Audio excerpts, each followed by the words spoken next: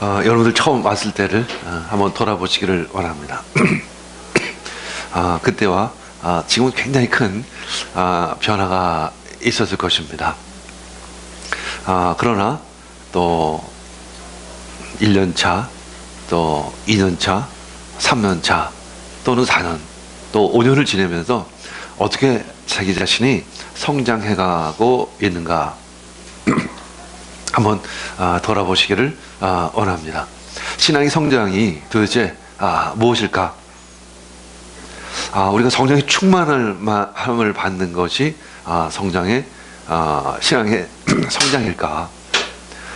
성령 충만을 50을 받음, 그리고 70을 받고 그 다음은 100을 받는 것이 신앙의 성장일까?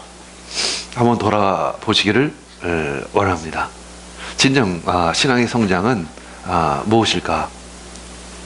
오늘 말씀처럼 흘려보내야 하는 것입니다. 흘려보낼 때 여러분들이 진정한 신앙의 성장이 있습니다. 혹시 작년보다 올해 하나님께 혹은 이웃에 혹은 교회 공동체 가운데 덜 흘려보내고 있지는 않은지 한번 돌아보시기를 원합니다. 지금 내가 어느 정도 성장해가고 있는지를 한번 돌아보시기를 원합니다. 우리들 신앙은 매일매일 성장해야만 합니다. 성장하지 않는 믿음은 마치 생명이 없는 것과 같죠. 그것은 어떤 의미에서는 죽어가고 있다라고도 이야기할 수 있습니다. 성령의 충만함은 나의 신앙의 성장이라기보다는 하나님의 은혜인 것이죠.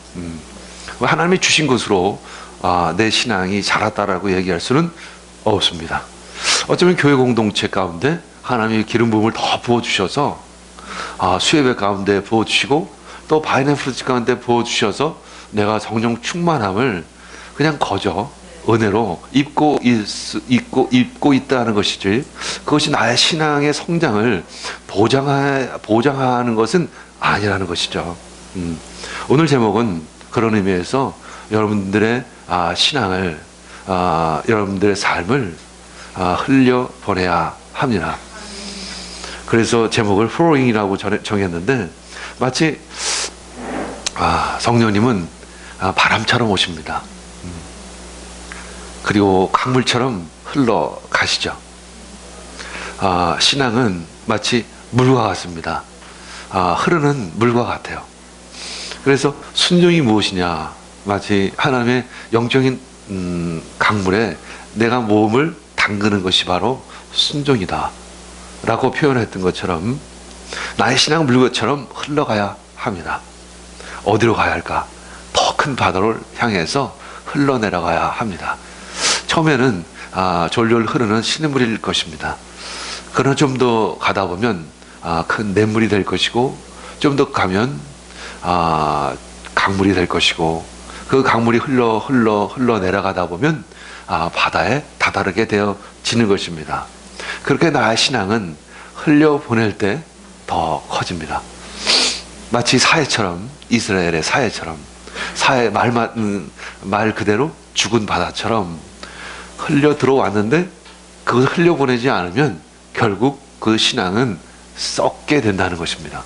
부패하게 된다는 것이죠. 요한복음 7장 37절 38절에 보면 이런 말씀이 있습니다. 명절에 가장 중요한 날인 마지막 날, 예수께서 일어서서 큰 소리로 말씀하셨다. 목마른 사람 다 나에게로 와서 마셔라. 나를 믿는 사람은 성경이 말한 바와 같이 그의 배에서 생수가 강물처럼 흘러나올 것이다 라는 것입니다. 그래서 우리는 이 말씀을 보면서 내가 성령의 충만을 받아서 이게 흘러넘칠 정도로구나 라는 정도로 우리는 생각을 하면 잘못입니다. 흘러넘쳐서 이구세계까지 흘러가고 있구나, 이 열방에까지 흘러가고 있구나, 그리고 그것을 흘러보내는데 굉장히 적극적이어야 한다는 것이죠. 예수님은 머무르시기도 하십니다. 우리와 친밀한 교제를 나누시기도 합니다. 지금 여러분들이 나누고 있는 그 친밀한 교제를 예수님은 나누십니다. 그러나 항상 예수님이 머물고 계시는 않는다는 것이죠. 예수님은 오히려 머무는 시간보다 움직이는 시간이 더 많으실 것입니다. 아마 공생의 기간을 보면 우리는 충분히 알 수 있습니다. 예수님 항상 움직인 건 아니십니다. 가버나움 그 베드로의 집에 와서 머물 때도 자주 있으셨습니다. 어느 집에서 머무실 때도 자주 계셨습니다. 그러나 대부분의 시간은 어디론가 여행을 하셨다는 거죠. 전도 여행을 하셨다는 것입니다. 그 흐름은 부활하신 예수님의 모습에서도 우리는 찾아볼 수 있습니다. 누가복음 24장 31절 읽겠습니다. 그제서야 그들의 눈이 열려서 예수를 알아보았다. 그러나 한순간에 예수께서는 그들에게서 사라지셨습니다. 이 엠마오 도상에 있는 두 제자에게 부활하신 예수님이 오셨죠. 처음엔 그 두 제자가 예수님을 알아보지 못했어요. 근데 어느 영화방에 들어가서 예수님과 함께 빵을 나눌 때 그들의 눈이 열렸습니다. 그리고 그들이 예수님을 알아보았던 것이죠. 그제서야 그들의 눈이 열려서 예수를 알아보았습니다. 그러나 한순간에 예수께서는 그들에게서 사라지셨습니다. 어디론가 또 다른 일을 위해서, 또 다른 목적을 위해서 가셨다는 것이죠. 그냥 가시기만 하는 것이 아니라 때로 자주 우리를 초청하십니다. 함께 가자라고 주님은 우리를 초청하십니다. 그리고 손을 잡고 우리와 함께 가기를 원하십니다. 때로 우리는 그 예수님의 발걸음을 따라 한 걸음 한 걸음 가기도 합니다. 그 길이 바로 천국을 향한 길입니다. 많은 이들은 자신의 길을 갑니다. 자신의 삶을 그저 살아갑니다. 그것은 그저 삶일 뿐입니다. 그러나 예수님을 따라가는 그 길이야말로 그것이 진정한 천국을 향한 영원한 생명길이라는 것을 우린 기억해야 합니다. 예수님 항상 우리에게 흘려보내 주십니다. 우리 이웃을 향해서 흘려보내 주시죠. 역시 우리도 이웃에게 흘려보내줘야 합니다. 우리는 하나님의 시간 속에 살기 위해서, 그리고 하나님의 계획 속에서 살아가기 위해서 우리는 예수님을 따라가야 하는 것이죠. 그리고 받은 것을 흘려보내야 합니다. 하나님의 시간은 매우 빠르게 흘러갑니다. 어느덧 예수님은 저만치 가 계시는 것을 우린 뒤늦게 발견할 때가 있습니다. 그제서야 우리는 마구 뛰어서 예수님을 따라잡죠. 우리가 뛰어가면 예수님은 우리를 향해서 멈춰 계십니다. 그러나 예수님을 바라보지 않으면 예수님은 그냥 가십니다. 그러나 우리가 예수님을 바라보는 순간 예수님은 멈추시고 우리를 기다리신다는 것이죠. 그것이 예수님의 성격이십니다. 예수님의 스타일이세요. 예수님을 보지 않는 사람에게는 예수님은 기다리지를 않으십니다. 그러나 예수님을 바라보는 사람에게는 예수님 기다리시고 또 초청하시고 때로는 거꾸로 달려가셔서 그의 손을 잡아 이끌어 주시기도 하는 것이 예수님이십니다. 지금 내가 진정 예수님의 길을 가고 있는지 그렇지 않은지를 한번 돌아보기를 원합니다. 1년, 2년, 3년, 4년 또는 5년 이렇게 지내면서 하나님께서는 영적인 축복을 주시고 또는 세상의 축복도 주셨어요. 근데 우리는 자주 세상 영적인 축복 가운데 머물러 있을 때가 자주 있습니다. 그건 조금 나아요. 그러나 세상의 축복을 주셨는데 그 세상의 축복 가운데 머물러 있는 모습을 보게 됩니다. 그것은 이미 방향이 잘못 가고 있는 것입니다. 오늘 이 시간 여러분들 빨리 돌이키시기를 원합니다. 그 하나님이 그 축복을 주셨을 때 여러분들의 간증은 내 귀에 아직도 쟁쟁합니다. 근데 여러분들은 이미 그 간증들을 다 잊어버린 듯 합니다. 마치 자기 노력으로 자신의 힘으로 한 것처럼 지금 그 축복 속에 살아가고 있다는 것이죠. 이것은 참으로 안타까운 일입니다. 하나님이 자신에게 은혜로 주셨다라고 하면 하나님은 그 그것을 하나님을 위해서 사용해야 하는 것입니다. 우리가 그 축복 가운데 머물러 있어서는 안 되는 것이죠. 하나님께서 우리에게 축복을 주신 이유는 그 축복을 하나님의 일을 위해서 사용하라는 것입니다. 그렇다고 하면 여러분들이 거꾸로 하나님의 입장이 되어 보시기 바랍니다. 여러분들에게 또 그런 축복을 주실까? 안 주실 것입니다. 왜냐하면 또 다른 더 좋은 축복을 주신다면 그 사람은 또 그 길로 갈 것이기 때문에 그런 것이죠.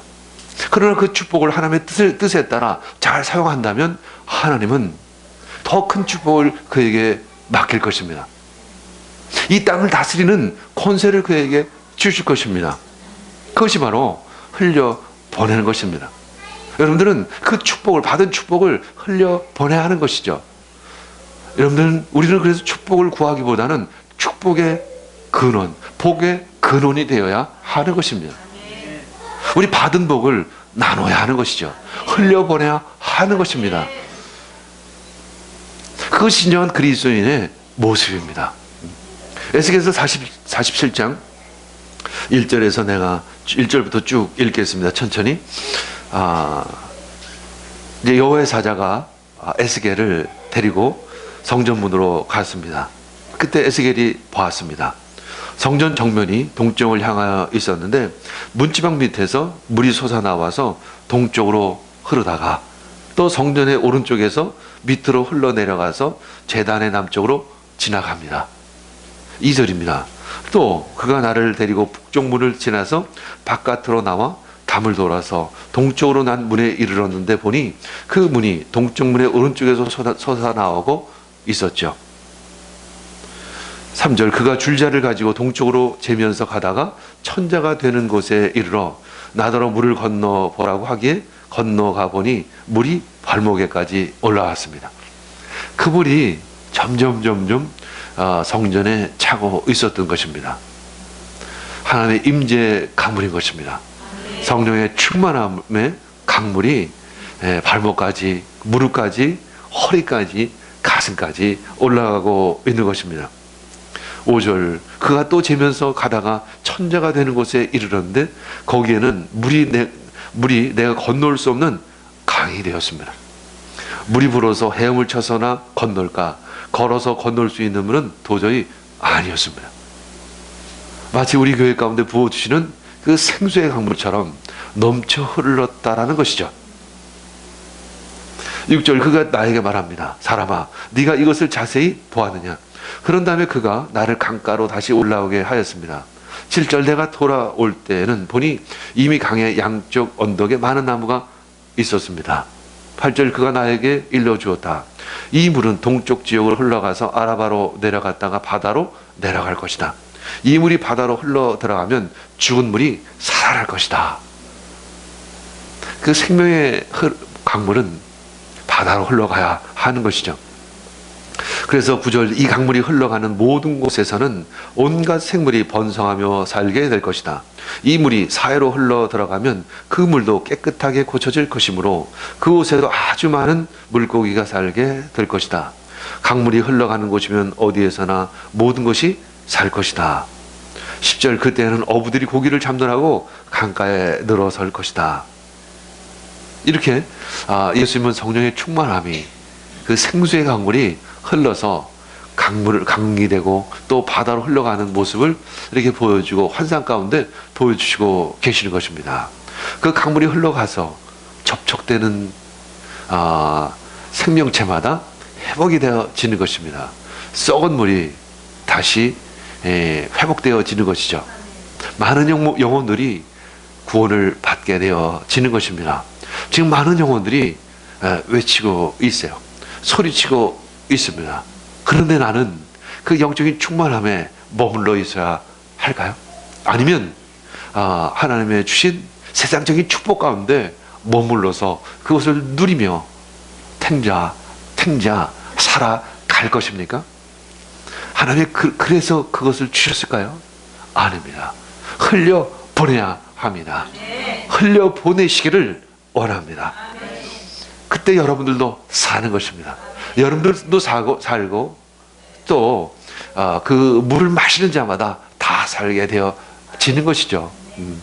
흘려보내지 않는 물은 결국은 썩게 됩니다. 부패하게 되는 것이죠.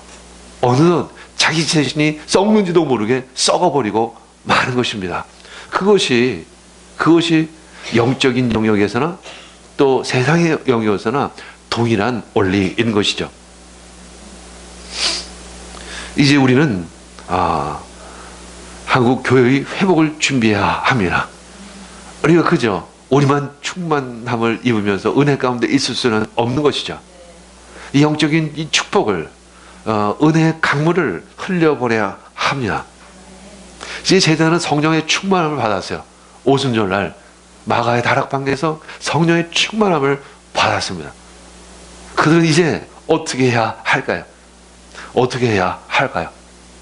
그러면 매일 교회에 나와서 성령 충만함을 주십시오. 오늘도 주시고 내일도 주시고, 오늘도 환상 보고 내일도 환상 보고 모레도 환상 보고 글피도 환상 보고 매일매일 환상을 파노라마처럼 보여주십시오. 영화관에 가도 그림은 볼 수 있는데 매일 환상만 보다가 어떻게 할 것입니까?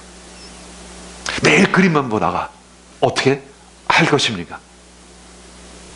그 환상을 흘려 보내야죠. 그 그림들을, 그 계시들을 흘려 보내야죠. 보내지 않고 나만 싸우고 있다면 그것이 도대체 어떤 의미가 있을까?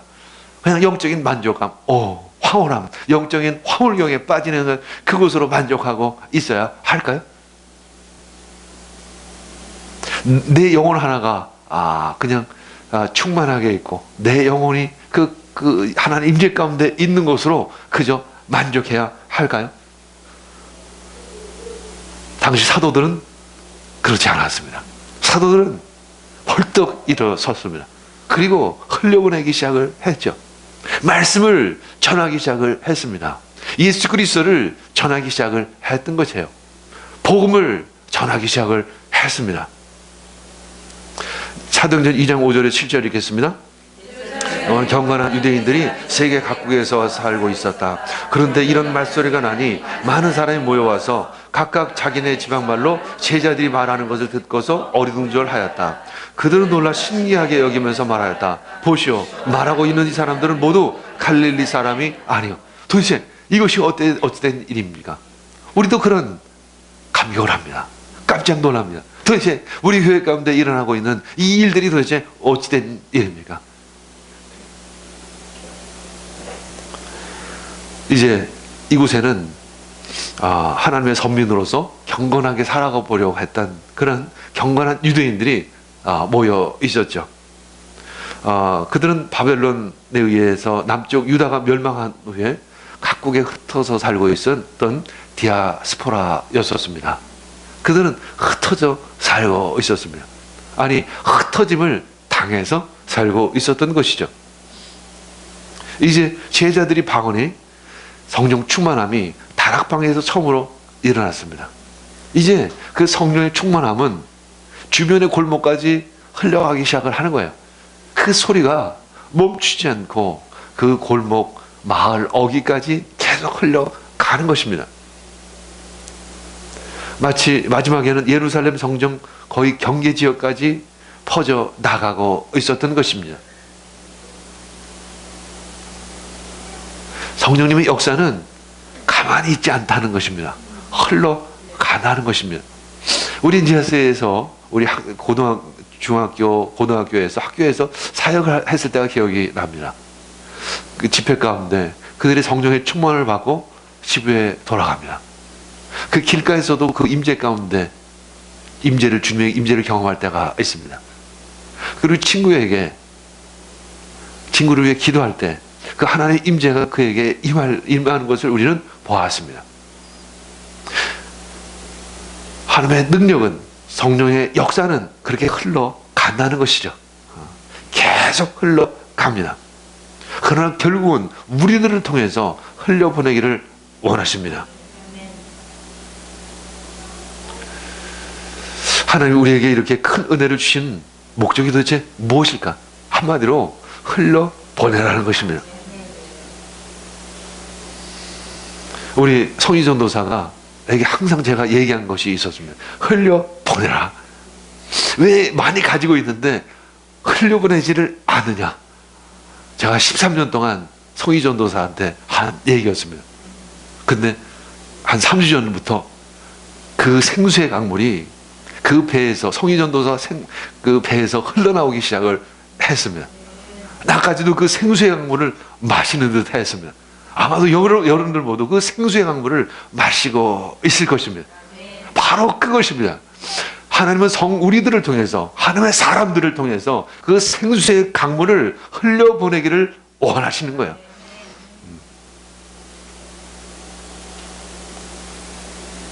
우리는 우리 안수 집사님으로부터 시작해서 순장, 그리고 모든 순원까지 변혁이 일어나야 합니다. 변혁이 일어나야 합니다. 지금 자기의 것만 채워 있는 모습이 눈에 보입니다. 흘려보내지를 않는 것이죠. 그러니까 제가 지금 조금 조심스러운 부분이 있어요. 그 안에서 조금씩 썩어가고 있습니다. 매너리즘에 빠져가고 있습니다. 어떤 사람은 좀 더 빠른 속도로, 어떤 사람은 아직 조금 부패 정도는 심하지 않은 상태의 모습을 보는 것이죠. 이미 꽤 많이 썩은 것을 봅니다. 마치 귤의 일부가 썩은 것처럼 그런 모습이 눈에 보인다는 거예요.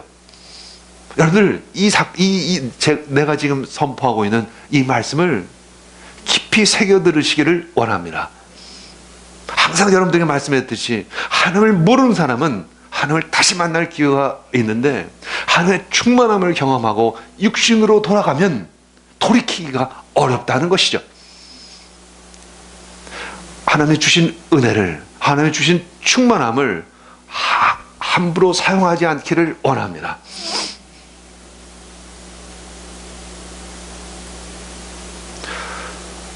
바벨탑, 창세기 11장 보면 그 사람들이 바벨탑성을 쌓았습니다. 그 바벨탑이라는 것이 도대체 어떤 의미가 있을까? 자기 성을 쌓는 것을 의미합니다. 나만을 위한, 나의 이름을 높이자라는 의미에서 바벨탑을 쌓았던 것입니다. 나 혼자 충만함을 누리자, 나만 은혜를 누리자, 이것이 바로 자기성을 쌓는 것입니다. 영적인 자기성을 쌓는 것입니다. 나만 좀 잘 살아보자 라는 것입니다. 그리고 가끔 좀 빠져나가는 듯 하면 다시 교회에 와서 좀 채우자. 마치 차가 오래 달리다 보면 기름이 다 떨어지죠. 그러면 주유소에서 다시 채우듯이 다시 채우는 것이죠. 세상에서 한 바퀴 피 돌다가 와서 교회 와서 다시 한번 채우고 나갑니다. 그리고 다시 돌고 와서 다시 채웁니다. 근데 문제는 뭐냐면 그 연비가 점점 떨어진다는 거예요. 전에는 한 번 채웠으면 한 10km는 갔어요. 근데 그 다음에 채우면 9km밖에 못 갑니다. 그 다음에 채우면 8km밖에 못 가요. 1km밖에 못 갑니다. 그 다음엔 아무리 채워도 가지 않습니다. 그래서 또 다른 주유소가 없는지를 찾아보는 거죠. 어디 더 영성이 더 높은 데가 없을까 찾아가는 것입니다. 거기 가면 나의 이 기름 탱크를 좀 채워줄 수 있을까 가는 것이죠. 아닙니다. 흘려보내야 채워지는 것입니다. 운문은 파야 물이 나오는 것과 같은 의미인 것이죠. 창세기 11장 1절에서 9절 읽겠습니다. 주님께서 거기에서 온 세상의 말을 뒤섞으셨다고 하여 사람들 그곳의 이름을 바벨이라고 함. 주님께서 거기에서 사람들을 온 땅에 흩으셨습니다. 1절하고 9절 말씀이에요. 자기 성을 쌓았던 것입니다. 우리만 잘 살아보자. 우리끼리 잘 살아보자. 그 공동체가 그랬던 것입니다. 그때 하나님께서 하신 일이 언어를 흩으신 것입니다.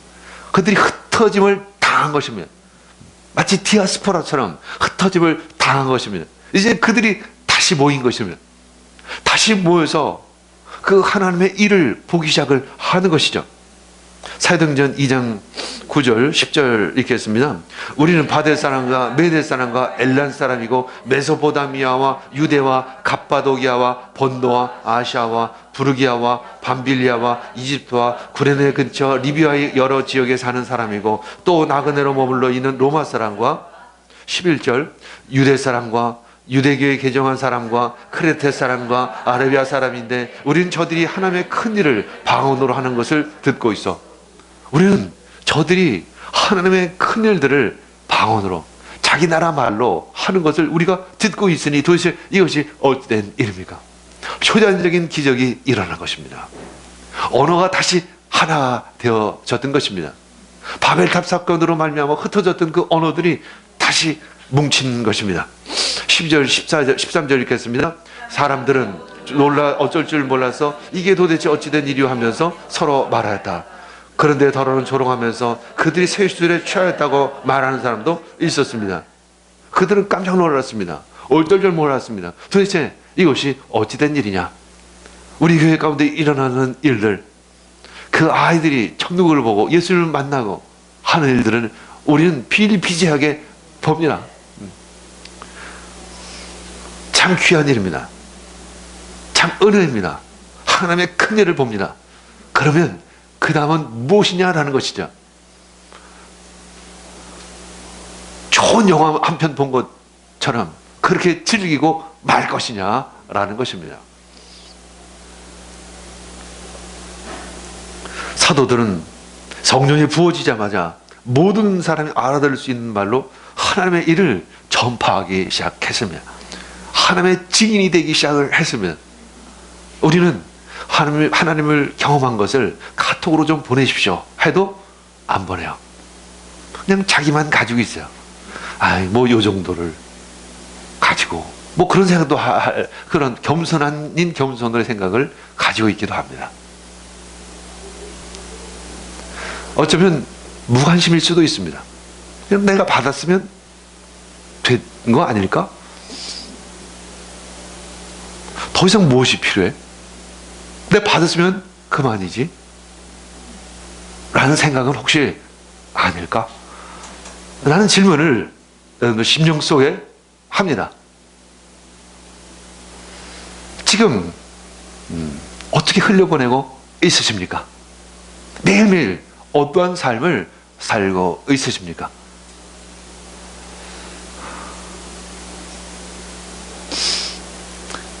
베드로는 펄떡 일어섰습니다.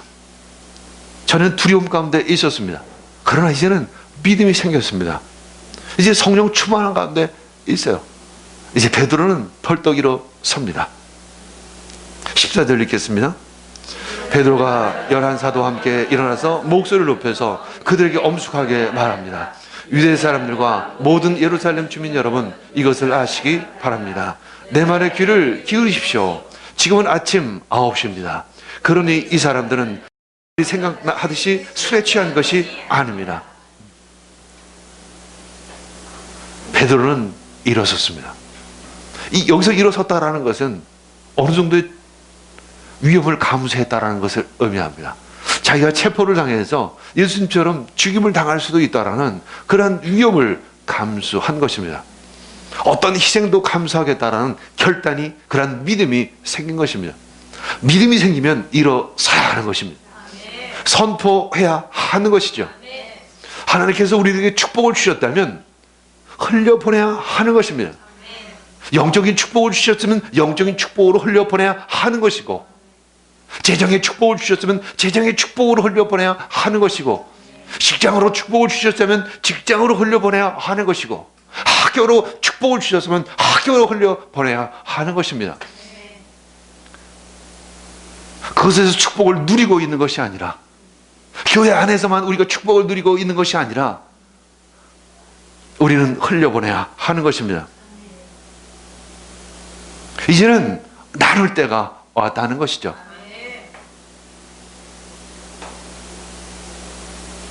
나눠야 합니다.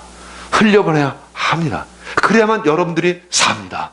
그렇지 않으면 여러분들은 죽습니다. 일어나시기를 원합니다. 선포하시기를 원합니다. 흘려보내기를 원합니다.